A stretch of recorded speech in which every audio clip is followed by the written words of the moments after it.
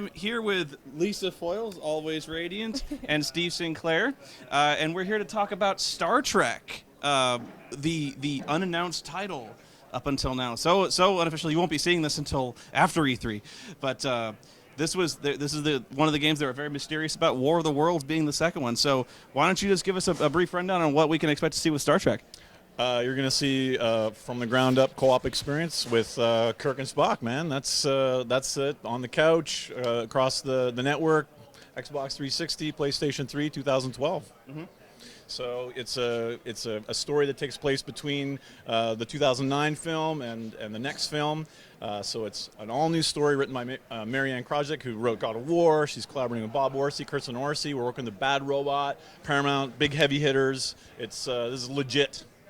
Yeah, that was the big thing I got from this. Was not only is this, being helmed by the major companies that made the original Star Trek, but from what you guys were talking about, that you guys really wanted to emphasize and were big believers in the kind of bromance, the repartee between Kirk and Spock, and you guys really wanted to bring that out with all the not only is there cooperation, it's not just a Gears of War clone. There's many unique opportunities, and there's lots of different ways the players can cooperate, and you showed us that. Absolutely. I mean, I think some people cynical when they first hear about, it's third person, it's going to be like, just cover shooting, that sort of stuff. We have tons of custom action sequences that you saw, flying in with the personal propulsion units and all this crazy stuff, kind of breaking up that action. The weapons are custom to each character. They have different abilities. I showed you that mind meld in that demo, which is really, really awesome. They aren't the same dudes. They are absolutely different. Spock's approach is way more subtle, almost stealthy. We kind of think of them as that ninja type character with the mind meld and the way that he works. And then Kirk is much more the brawler, and he's brash, and the way his weapons upgrade kind of reflect that. So that's totally what we're going for. I don't know if I missed this, but are you using the actual actor voiceovers for the game? We haven't announced anything about that yet, but it's still really early. So the stuff that you saw is just like all pre-production stuff right now. Yeah. Yeah, the emphasis on character was what really sold me on this one immediately because not only are you guys taking it seriously, but it really shows through in the writing in the sense that when the demo completed, Kirk does something very, very brash and borderline suicidal, and I was like, I buy it. It comes from people. It comes from people who get the story and want to bring that out. Right down to the fact you comment on the excessive lens flares. Yeah, totally. So I was like, legit. More. I love those lens flares. They're awesome. I mean, the style of the film is something that obviously heavily influences the game. So we were looking at how, we've got the ILM assets. We were looking at how they did that. JJ's like whacking the back of the camera to create those shaking effects. So those are things that we tried to mimic. The flashlights being shined into the lens. Those are things that we try to mimic. I mean, literally writing code that is creating lens flaring effects based on off-screen light sources. Mm-hmm. So absolutely heavily influenced for obvious reasons with that. Even going, talking about the asymmetry of the characters again.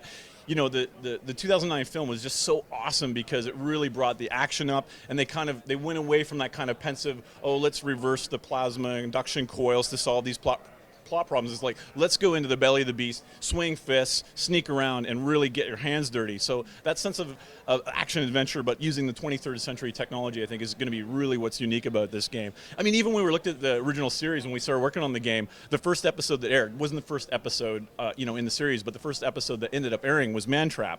And the conclusion of that episode is so awesome. It's Kirk and Spock going and flanking a dude, taking cover. Of course, they're leaning on paper mache rocks and that sort of thing. But, when they made that original series, the mandate was they needed to bring the action up.